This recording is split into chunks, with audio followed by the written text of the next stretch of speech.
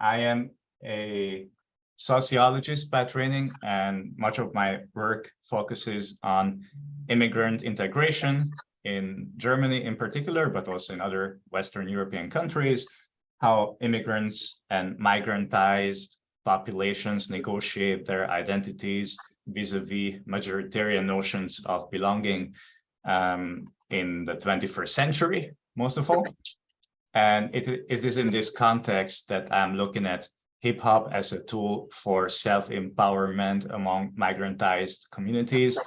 I came to this topic after many years of grad school and realizing that I learned hardly anything about migration and art.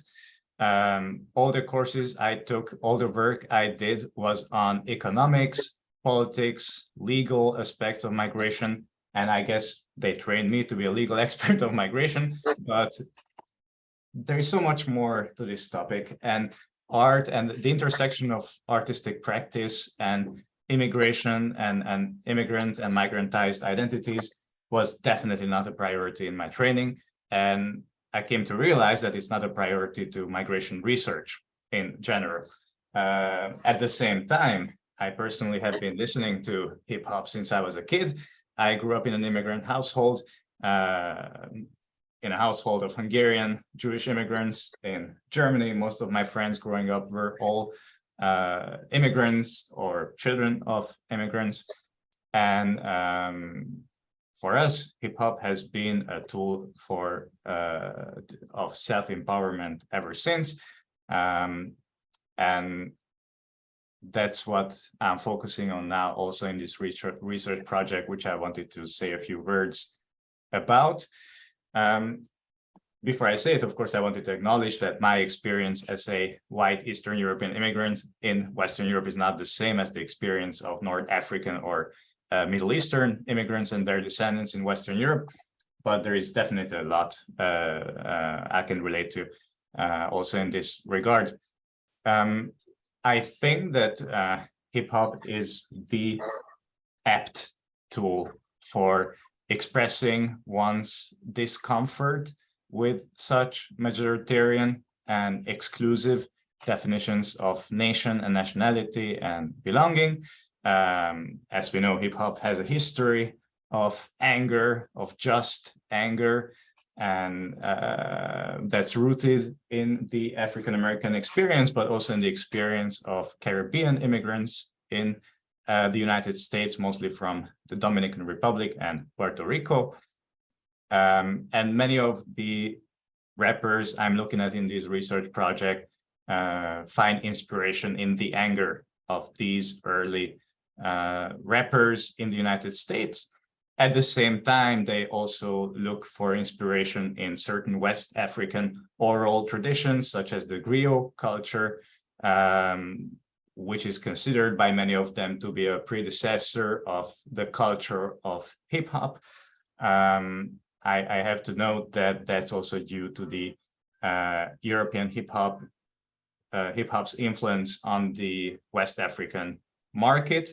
The second largest hip hop market on earth is the French one, but that's mostly due to the Francophone African audiences, not because of the French audience, but those French-speaking West African peoples. Another aspect to consider here is also the religious aspect.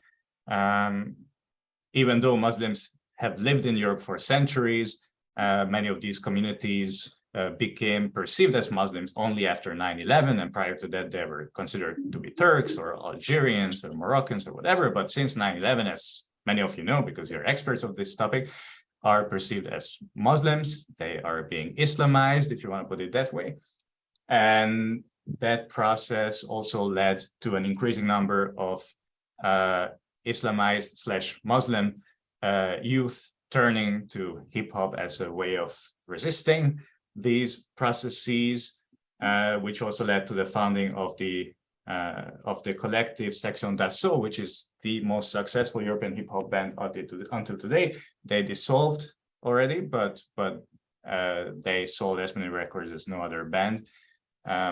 So these are some of the aspects we have to consider, and I wanted to give you a few examples of what a researcher can find about belonging and longing in the lyrics of these European rappers. To give you an example, Black M, Parisian rapper of Guinean origin, second generation immigrant who identifies as French of Guinean origin. He released a track in 2016 called Je suis chez moi, I'm at home. And this is a video where you can find several references to his identity as a French person, such as the French flag, or on the screenshot on the top, you can see the Phrygian cap, one of the French nationalist symbols. In the video of the clip, you can see him signaling the shape of the Eiffel Tower with his hand. So there are definitely attempts to prove that he wants to be regarded as part of the national collective, no matter how much racism and exclusion he experiences as a Black person and as a second generation immigrant in the country. At the same time, he honors his Guinean heritage, for instance, by making use of the Francophone African term ambiancé, which is not really standard French, but is a term that is definitely used by Francophone African nations and also immigrant communities in France. Refers to West African cuisine, such as mafé, a certain kind of stew. But he recognizes in the lyrics that it's not easy to balance between allegiance to the French nation or French national identity and also respecting the heritage of the ancestors. And he expresses various ambiguous feelings in the lyrics.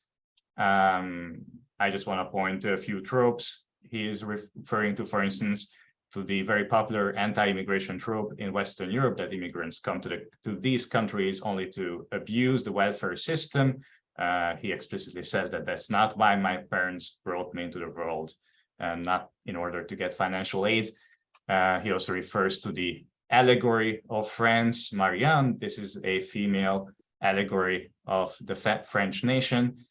You might see her on the stamp in France, for instance, or on the coins of the French euro coins, if you ever go to France.